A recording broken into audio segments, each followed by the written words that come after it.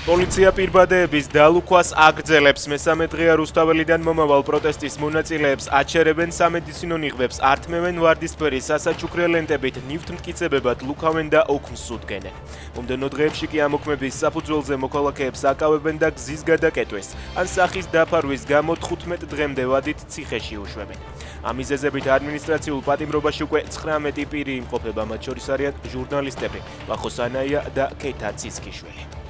ჩვენს ქვეყანაში პირბადის ტარებისთვის ციხეა სამაგიეროდ კრიმინალი ზეიმობს, წერს მოქალაქე თეა სუბელიანი და ყვება, რომ მაგნიტში მის თვალწინ 4 არასრულწლოვანი გოგო მოლარეს და კონსულტანტს კლავდა.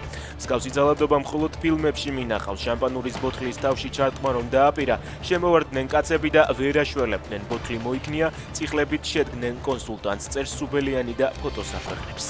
რეჟისორის პროტესტი. გიორგი თავართკილაძე პოლიციის განყოფილებაში თავისი ფეხით მივიდა, უთხრა, რომ გზის გადაკეტვაში მონაწილეობდა და ისიც თანამებრძოლებებით დაეკავებინათ. არ ვაპირებთ ახლა თქვენს დაკავებას, დაგიკავშირდებითო და გამოგვიშვეს. ასეთი უშიშარი ადამიანები დაანგრევენ სისტემას. დაწერა იურისტმა ნიკა სიმონიშვილმა. ნიკოლას სარკოზი დააპატიმრეს. საფრანგეთის ექს-პრეზიდენტი 5 წლიანი სასჯელის მოხდას იწყებს, რომელიც სასამართლომ ლიბიიდან საარჩევნო კამპანიის თანხების მოზიდვისთვის შეუფარდა. ის ბრალს არ აღიარებს.